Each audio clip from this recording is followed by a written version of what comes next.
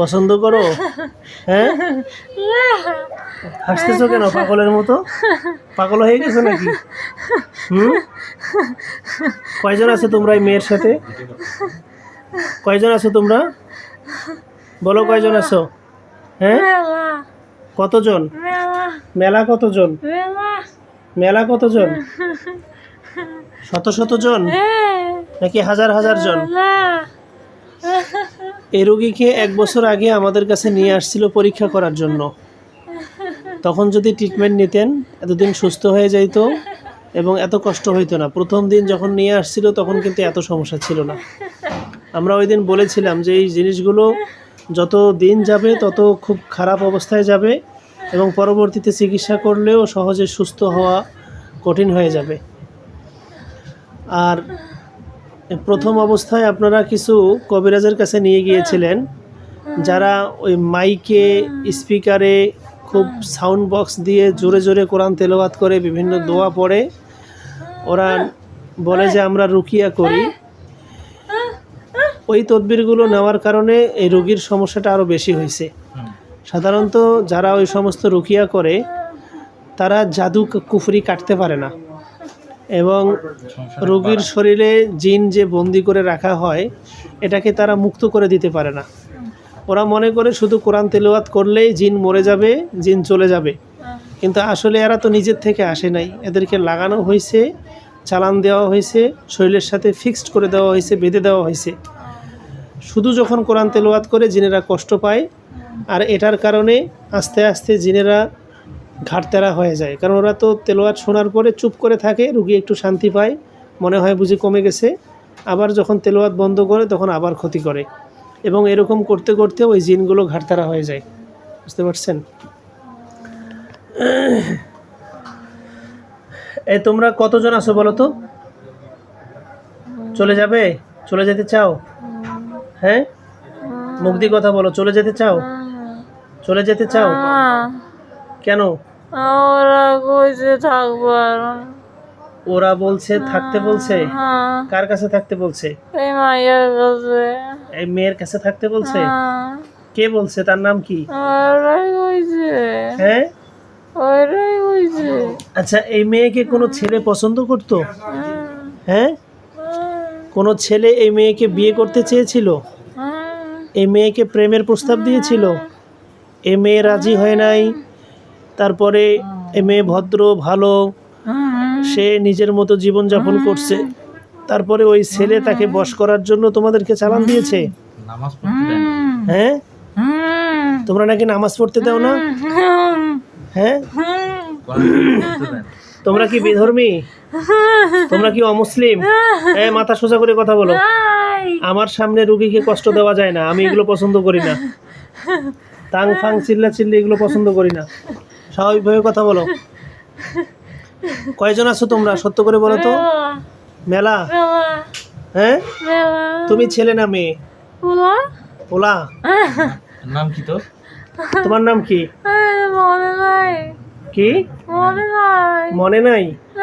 এমন বান মারছে, এমন জাদু করছে যে পাগলের মতো হয়ে গেছো, নিজের নামও মনে নাই? ওরা আমারে ভুলাইয়া দিছে। ভুলাইয়া দিছে? কি বলছে তোমাকে? ওরা কইছে তোর যেন কিছু মনে না পড়ে, ওরা যদি তোর কিছু জিজ্ঞাসা করে তুই কিছু কবি না। ও, জিজ্ঞাসা করলে কোনো কিছু যেন বলতে না পারিস সেজন্য তোকে সব ভুলাই দিছে? আচ্ছা,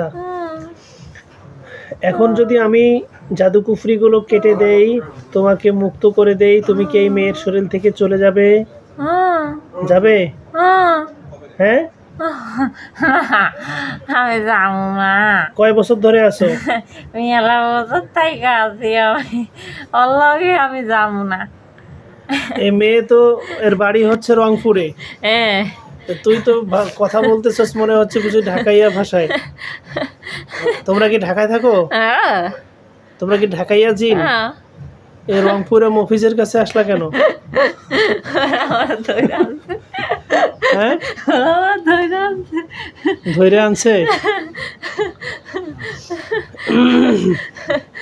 রংপুরের মানুষ কি পছন্দ লাগে? রংপুরের মানুষ ভালো? খুব ভালো। হ্যাঁ, মাইয়া খুব ভালো। এজন্য তার কাছে থাকতে ভালো লাগে। আমি এখন বলা আমার কথা শুনে আমি এখন বলা এখন কি করব তোমাদের বলো? এই মেয়েকে নিয়ে তো অন্য রাখির কাছে গিয়েছিল, সেখানে তদবির করছে, যাও নাই কেন? আমি ওদের ধোকা দিছি। কাকে ধোকা দিছো? ওদের ধোকা দিছি। রাখিকে ধোকা দিছো? নাই হ্যাঁ, রাখিকে ধোকা দিছো? কি ধোকা দিছো? ওরা বুঝতে পারে নাই। কি বুঝতে পারে নাই? যে আমি যাবো না। কেন, তাদের তদবিরে কাজ হয় নাই কেন? তারা কোরআন পড়ে ফু দেয় নাই, তারে যাও নাই কেন? ওরা বুঝতে পারে নাই যে আমি অবস্থায় বেশি শক্তিশালী। ওদের চেয়ে বেশি শক্তিশালী? কোরআনের চেয়েও তোমার পাওয়ার বেশি? হ্যাঁ, ওরাও তো কোরআন দিয়ে তদবির করে, আমিও কোরআন দিয়ে তদবির করি। ওরা শুধু মাইক দিয়ে বাজায় আর আমরা মাইক দিয়ে বাজাই না, এটাই পার্থক্য। ওরা তাবিজ দেয় না, আমরা তাবিজ দেই। ওরা জাদু কুফরি কাটতে পারে না, আমরা পারি ইনশাআল্লাহ। আলহামদুলিল্লাহ, এখন জাদু কুফরি কেটে দেব, তোমাদের সমস্ত ক্ষমতা নষ্ট করে দেব, এরপরে তোদেরকে জবাই করে মারবো। আপনার কোনো প্রশ্ন আছে? ওদের সাথে কোনো কথা বলবেন? এতদিন এর আগে তো এই মাথা সোজা রাখো, এই কান্নাকাটি করতেছো কেন? মায়ের খুব কষ্ট হইলে আমি কান্দাছি। এই মাথা সোজা রাখো। মায়ের খুব কষ্ট হইলে আমরা কোনো রাখি টাকি না যে এখানে টাং ফাং করবি, লাফাই মিছিল লাইবি। এর আগে হুজুর এখন কান্নাকাটি করতেছো কেন? এই চোখ দিয়ে পানি পড়তেছে কেন? মায়ের কষ্ট হইলে কান্দাছি। মাইয়ার জন্য না নিজের জীবনের জন্য? মাইয়ার জন্য কষ্ট লাগতেছে? তোমাকে তো মারবো। হুজুর এর আগে আপনার এখানে নিয়ে আসার কথা ছিল, সেদিন হঠাৎ করে সে উত্তেজিত, মানে অন্যরকম রাগ, এত রাগ তো সে হয় না কখন। কিন্তু এইটা কেন হয়েছে সেদিন আমি নিয়ে আসতে পারি নাই, প্রায় 1 মাস 1.5 মাস। শোনেন, এই জিনগুলো বেধর্মী। প্রথম কথা হচ্ছে এরা অমুসলিম। এরা যাদেরকে অ্যাটাক করে, যখন কোনো মানুষের উপরে জিন চালান করা হয়, ওই মানুষদের ইবাদত বন্দিগি, নামাজ কালাম, কোরআন তেলাওয়াত, দোয়া, আমল সব কিছু বন্ধ করে দেয়। আপনার বোন কি ঠিক মতো নামাজ পড়ে? হ্যাঁ, নামাজ পড়ে, কিন্তু আমল করতে পারে? যখন নামাজ পড়ে ঠিকঠাক আছে, সবকিছু ঠিক আছে, কিন্তু হঠাৎ করে এই নামাজ টামাজ ছেড়ে দিছে। ছেড়ে দিয়ে পরিবারের লোকদের সাথে ভীষণ জেদ, যে কোনো একটা বিষয় নিয়ে জেদ। তারপরে এরাই ওই নামাজ কালাম বন্ধ করে দেয়। জি জি। আচ্ছা, তারপরে হচ্ছে দেখা যাচ্ছে উনি যে রাগারাগি করে, নিজে তারপরে ভাত খায় না, বলতে গেলে জেদ করে ভাত খাবে না। এই জিদটা উনি করে না, এই জিদটা এই শয়তানরাই করায়। বুঝতে পারছেন? জেদ করে ভাত খায়। কিছুদিন আগে সত্য কথা বলছি, সে বুঝি বলাইছে না, সে কি করতেছে। কথা বলি হুজুর, আপনার এখানে নিয়ে আসতে আমি একটু আমার দাদার বাড়িতে গেছি, আসতে আমার মনে হয় আধা ঘন্টা দেরি হয়েছে। কেন আধা ঘন্টা দেরি হলো? এই বিষয়টা নিয়ে তার জেদ। এমন শোনেন, এরা শুধু কৌশলী। এরা বিভিন্ন সুতা বুঝেন, যে কোনো একটা দোষ খুঁজে, অজুহাত। তো এরা জানে ভালো করে যে আমার কাছে আসলে আমি ওদেরকে বন্দি করব, ওদেরকে মেরে ফেলবো, জাদু কুফরি কেটে দেব, রুগীর তদবির করব, রুগী সুস্থ হয়ে যাবে। এজন্য এরা চিন্তা করে যে এই হুজুরের কাছে কোনোভাবে যেন নিয়ে যাওয়া না যায়। এজন্য এরা বিভিন্নভাবে বাধা তৈরি করে, আসতে দেয় না। এই যে আসছে, আমরা দোয়া তদবির দিব, মাঝে মধ্যে দেখবেন যে সে আমল করতে চাইবে না, তদবির করতে চাইবে না। কিন্তু এগুলো আপনাদেরকে দেখে তাকে এই তদবিরগুলো পালন করাইতে হবে। আজকে আমি এই জিনকে মেরে ফেলবো, জাদু কুফরি কেটে দেব, তারপরেও কিন্তু আমি বলতেছি না যে সে আজকেই সুস্থ হয়ে যাবে। সুস্থ হইতে সময় লাগবে। তার অলরেডি মাথায় সমস্যা হয়ে গেছে, ব্রেনটে সমস্যা হয়েছে। ভাই, আমার কথাগুলো শোনেন। তার অলরেডি ব্রেনটে সমস্যা হয়ে গেছে, তার মাথায় সমস্যা হয়েছে, তার পুরা শরীরে, মাথা থেকে পা পর্যন্ত পুরা বডিতে এই জাদু কুফরি ব্ল্যাক ম্যাজিকের প্রভাব বিস্তার করে ফেলছে। এই প্রভাবগুলোকে সম্পূর্ণ নিরাময় করা, জিনদের আসার রাস্তা বন্ধ করা, যেই জিনগুলো আছে তাদেরকে হত্যা করা, মেরে ফেলা, আর যেন জিন আসতে না পারে সে রাস্তা বন্ধ করা, যারা ক্ষতি করেছে তারা যেন ক্ষতি করতে না পারে সেই রাস্তা বন্ধ করা। এভাবে অনেক কাজ করতে হয়। এই জিনিসগুলো করতে, তদবিরগুলো করে রোগীকে সুস্থ করতে মিনিমাম 2.5 থেকে 3 মাস সময় লাগে। আর আমরা 3 মাস তদবির করব, ঠিকমতো পালন করবেন। কথার কথা, তদবির নেওয়ার পরে যদি কোনো কারণে সমস্যা বেড়েও যায়, এরপরেও ভয় পাওয়া যাবে না, তদবির বন্ধ করা যাবে না। এটা ভালোর জন্যই হতে পারে। এই যে বছরের পর বছর ধরে আপনারা ঘুরতেছেন, বিভিন্ন কবিরাজ হুজুরের কাছে গিয়েছেন, রাখির কাছে গিয়েছেন, কিছু করতে পারে নাই। ধরেন আমার তদবির আপনি ঠিকমতো পালন করলেন না, সুস্থ হইল না, এরপরে কোথায় নিয়ে যাবেন? আরেকজনের কাছে নিয়ে যাবেন। এভাবে কি সারা জীবন ঘুরতে থাকবেন? না না না, এই জন্য অগ্রিম বলে দিচ্ছি যে তার যে সমস্যাটা এটা অনেক জটিল বানাই ফেলছে, এবং তদবির শুরু করলে সাথে সাথে সুস্থ হয়ে যাবে বিষয়টা এমন না। আমরা এখনই মেরে ফেলবো, এখনই সে 100% সুস্থ হয়ে যাবে, কিন্তু তাকে আবারও অ্যাটাক করবে, সেই সুযোগ আছে। নতুন করে আবার জিন আসতে পারে, আসবে।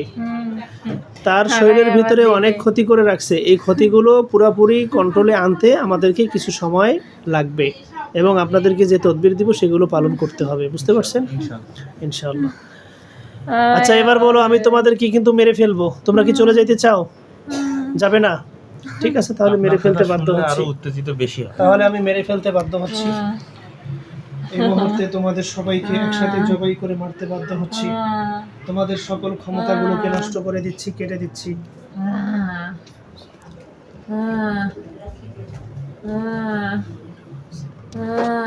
দেখেন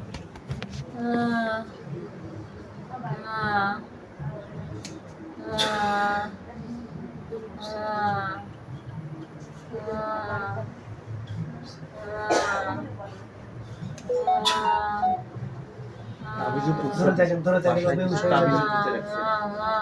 এই মুহূর্তে তোমাদের সকল ক্ষমতাগুলোকে কেটে দিয়েছি, জাদু কুফরি নষ্ট করে দিয়েছি, তোমাদের সবাইকে জবাই করে মারতে বাধ্য হচ্ছি।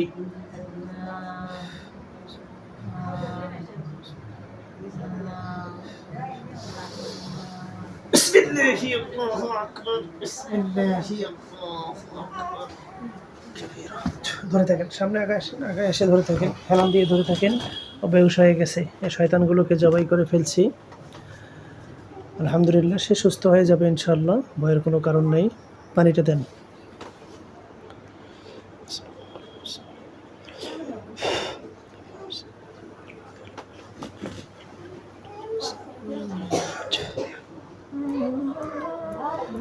ওর নাম কি? ডাক দেন তো, আস্তে আস্তে ডাক দেন। মাইশা, মাইশা শুনতে পাচ্ছ? আস্তে আস্তে ডাক দেন, বেহুশ হয়ে গেছে তো, আস্তে আস্তে ডাক দেন, প্রজ্ঞা ক্লান্ত হয়ে গেছে। চোখ খোলো তো, চোখ খোলো মাইশা, চোখ খোলো, চোখ খোলো, হাতের মুঠ ছেড়ে দাও। কি নাম তোমার? নামটা বলো তো। মাইশা। একটু আগে কি হয়েছিল কিছু মনে আছে তোমার? একটু একটু মনে আছে। আচ্ছা, ওগুলো আর মনে করার দরকার নাই। তুমি একটু চোখ বন্ধ করে দেখো তো কি দেখতে পাচ্ছ।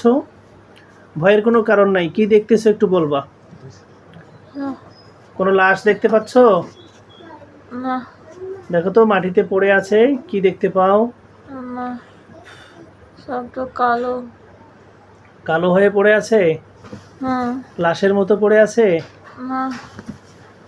আচ্ছা, লাশগুলোকে আমি স্পষ্ট করে দিচ্ছি, তুমি দেখতে পাইবা ওরা কালোর ভিতরে কালো হয়ে পড়ে আছে। একটু আগে তোমার শরীরে জিন ভর হয়েছিল, জিনগুলো স্বীকার করেছে। কোনোভাবে যেন তোমরা জানতে না পারো কে চালান দিয়েছে, কেন চালান দিয়েছে, কয়জন জিন আসছে। আর ওদেরকে এমন কিছু কাজ করে দিয়েছে যে এদেরকে হত্যা করার পরে তুমি যেন লাশ পর্যন্ত দেখতে না পারো, এজন্য সব কালো দেখতেছো। আমি কিছুটা স্পষ্ট করতেছি, তুমি এবার বুঝতে পারবা। দেখো তো ওরা কি হয়ে পড়ে আছে। এই মুহূর্তে লাশগুলোকে চোখের সামনে স্পষ্ট করতেছি, জাদু কুফরিগুলোকে কেটে দিয়েছি, চোখের সামনে দৃশ্যমান করতেছি। আল্লাহ তুমি কবুল করো, পবিত্র করো, আনির শক্তির মাধ্যমে তদবির করা হচ্ছে, তাকে শেফা দান করো, আমিন।